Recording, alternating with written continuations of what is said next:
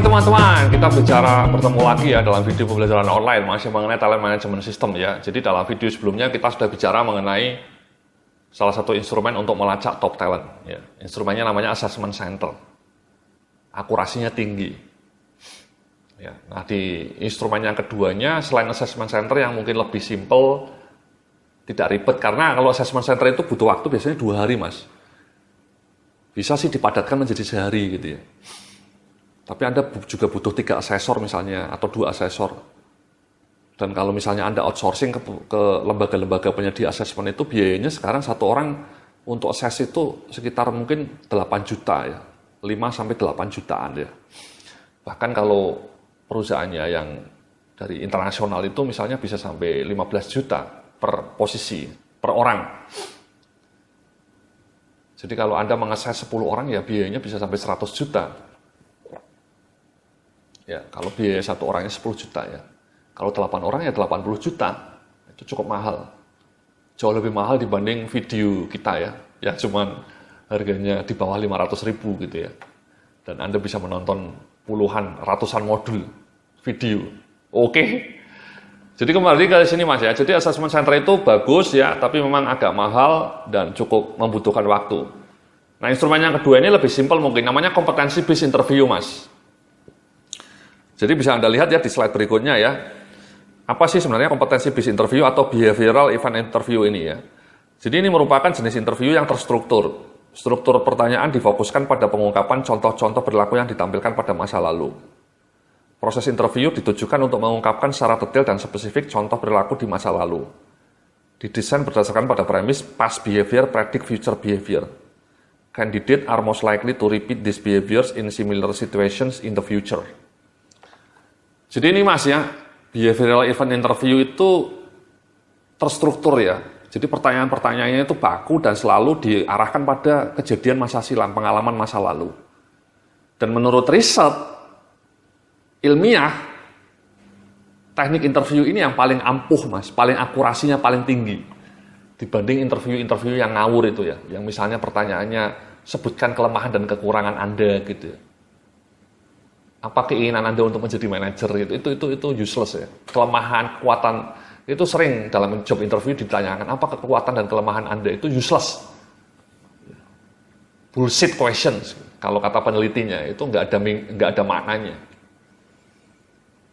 Jadi menurut riset ternyata ketika Anda mau interview, dengan akurat itu Anda harus melacak masa lalu kandidat. Masa lalu 3 bulan yang lalu, 6 bulan, atau bahkan 12 bulan yang lalu. Karena terbukti past behavior predict future behavior.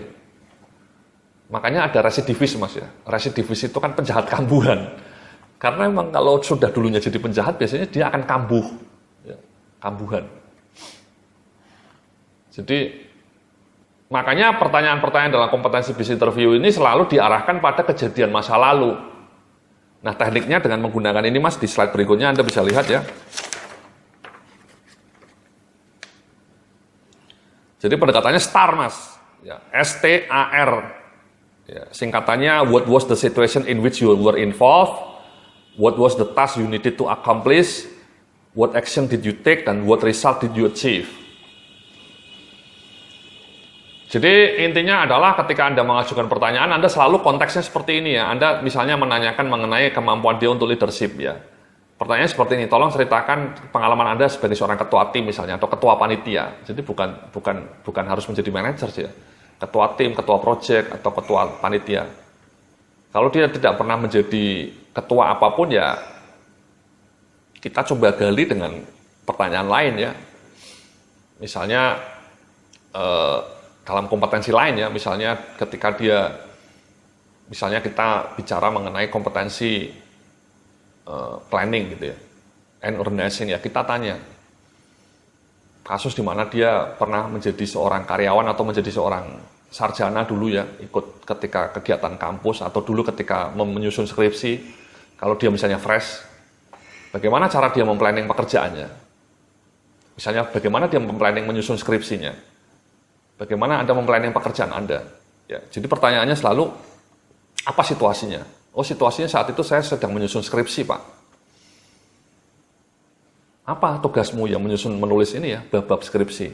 Kemudian apa yang Anda lakukan? What action did you take? Jadi selalu past time. What did you do? What did you do? Apa yang Anda lakukan saat itu? Bagaimana Anda mengelola tugas Anda? Bagaimana Anda menyusun skripsi Anda? Bagaimana Anda mengendalikan waktu Anda? Bagaimana Anda mengumpulkan bahan? Dan kemudian apa hasilnya? Sama kalau misalnya Anda tadi seorang ketua tim ya, ceritakan apa situasinya. Ya saya sebagai seorang ketua tim Pak misalnya. Apa tugasnya saat itu? Saya sebagai seorang ketua tim untuk penerapan manajemen SDM berbasis kompetensi misalnya. Tugasnya melakukan sosialisasi, menyusun programnya, dan mengimplementasikan manajemen SDM berbasis kompetensi. And then what did you do? Apa yang Anda lakukan sebagai seorang ketua tim? Bagaimana Anda mengendalikan rapat? Bagaimana Anda mendelegasikan tugas?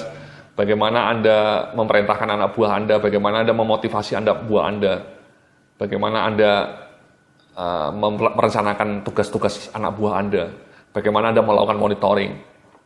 Itu ditanya semua, Mas. Dan kemudian apa hasilnya? Apa hasilnya? What is the result? Jadi itu, Mas, ya, selalu fokus pada masa lalu pengalaman Anda.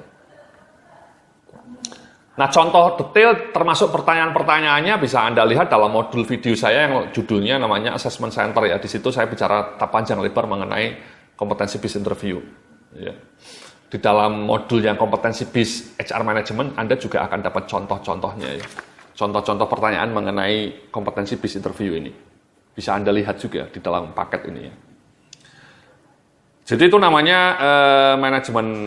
instrumen yang berikutnya ya untuk melacak top talent, Mas ya. Tadi assessment center yang instrumen kedua ini namanya adalah kompetensi bis interview. Simple, Anda cukup mungkin punya 2 orang interviewer ya.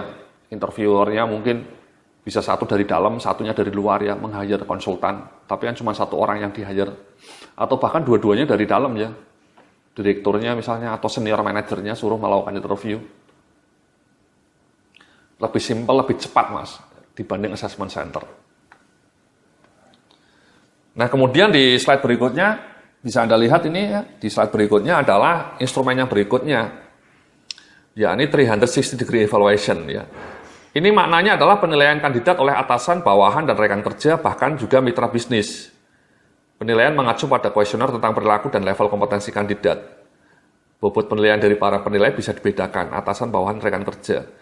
Jadi intinya gini, Mas, Mbak-mbak ya, 360 degree itu Anda disuruh menilai dirimu sendiri, kemudian atasannya juga, bawahan Anda, dan kemudian 2 orang rekan kerja Anda. Bahkan kadang-kadang supplier atau bahkan customers. Itu namanya 360 degree ya, karena dari atas, samping, bawah. Pertanyaan sama, ya, semua orang dikasih pertanyaan sama, misalnya disuruh menilai kompetensi Anda dalam hal problem solving, dalam hal kerjasama tim, ya. Atasan Anda ngasih nilai Anda berapa, misalnya dari skala 1 sampai 5, atasan Anda ngasih nilai 3, bawahan Anda ngasih nilai 2, rekan kerja Anda misalnya ngasih nilai 3. Nah, kemudian nilai dari atasan, bawahan, rekan kerja itu digabung jadi satu di rata-rata. Bisa di rata-rata atau dikasih bobot. Ya, misalnya nilai dari atasan lebih tinggi bobotnya ya, katakanlah 30%. Dari rekan kerja 2 orang mungkin cukup 20%, dari bawahan juga 20%. Ya. Atasannya mungkin bahkan 40% ya. Jadi atasannya 40%, rekan kerja kanan 20%, rekan kerja satunya lagi 20%, bawahan 1 orang 20% juga. Jadi 100%. Bisa di persentase bobot kayak gitu atau di rata-rata ya. Tidak usah dibedakan ya, semua dianggap sama di rata-rata. Jumlah nilai dari atasan, dari rekan kerja 1, rekan kerja 2, bawahan, dijumlah dan dibagi rata-rata. Itu namanya 360 degree.